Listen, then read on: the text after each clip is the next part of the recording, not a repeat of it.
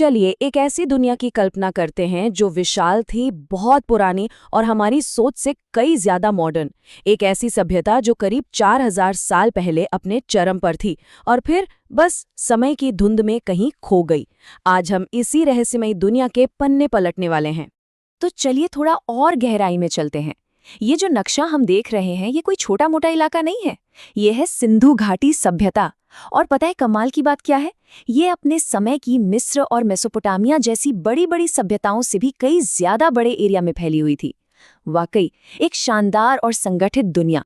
और यही बात इसे और भी ज्यादा रहस्यमयी बना देती है। सोचिए, एक पूरी की पूरी सभ्यता अपने शहरों, अपनी टेक्नोलॉजी और अपने लोगों के साथ इतिहास से ऐसे गायब हो गई जैसे वो कभी थी ही नहीं। तो सवाल ये है कि आखिर ये अविश्वसनीय सभ्यता दोबारा दुनिया के सामने आई कैसे? चलिए देखते हैं। देखिए, ये कोई एक दिन की कहानी नहीं है।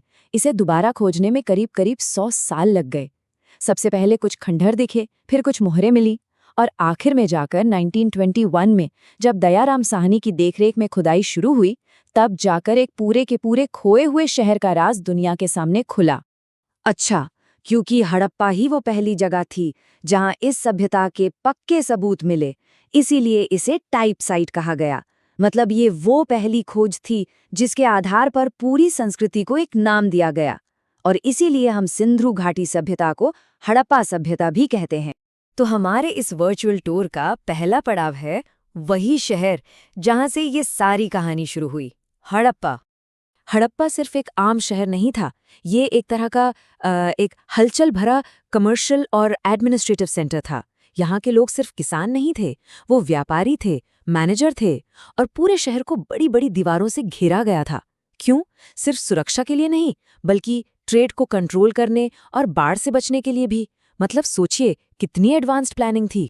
शहर में मिले ये बड़े बड़े अन्न भंडार या ग्रेनरीज उनके ऑर्गेनाइजेशन का एक जबरदस्त सबूत है। इससे पता चलता है कि उनके पास अनाज को स्टोर करने और बांटने का एक बहुत ही बढ़िया सिस्टम था, जो कि एक पावरफुल और ऑर्गेनाइज समाज की निशानी है। अब चलिए यहाँ से दक्षिण की तरफ चलते हैं, इस सभ्यता के सबसे बड़े शहर की ओर।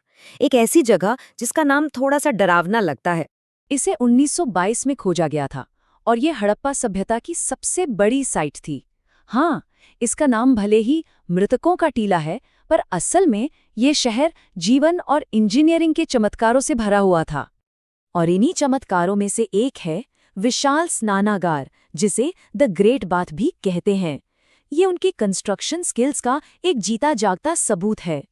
जरा इसके साइज को दिमाग में लाइए।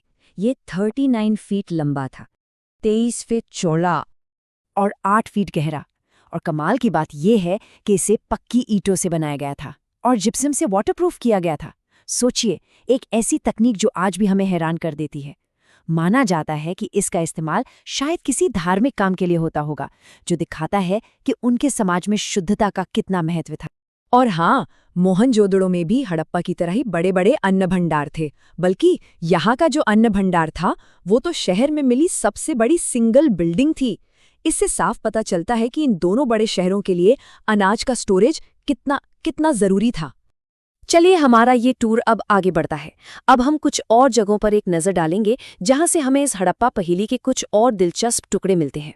गुजरात के लोथल को देखिए, यहाँ ईंटों से बना एक आर्टिफिशियल डॉकयार्ड मिला है, जो उनके समुद्री व्यापार का एक हैरान करने वाला सबूत है।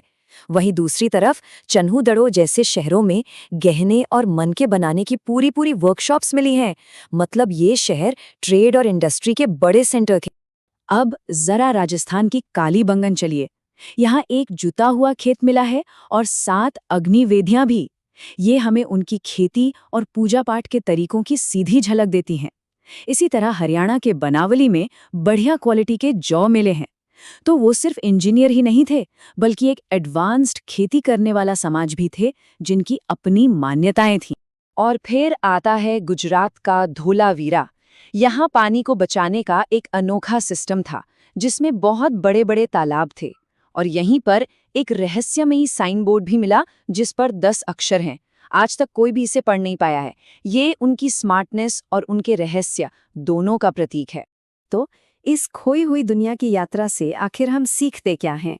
तो सबसे ज़रूरी बात यह है कि हम 4000 साल से भी ज़्यादा पुराने एक बेहद ऑर्गेनाइज्ड और टेक्निकली एडवांस समाज की बात कर रहे हैं। उनके शहर पूरी प्लानिंग से बने थे, उनका ड्रेनेज सिस्टम आज भी एक मिसाल है और उनका व्यापार दूर दूर तक फैला था। उन्होंने ऐसे शहर बनाए जो हमें आज भी हैरान करते हैं, और उनका व्यापार मेसोपोटामिया तक होता था। तो फिर इतनी महान सभ्यता अचानक गायब कैसे हो गई? यही हड़प्पा सभ्यता का सबसे बड़ा सवाल है। एक ऐसा रहस्य जो आज भी इतिहासकार और आर्कियोलॉजिस्ट को सोचने पर मजबूर कर देता है।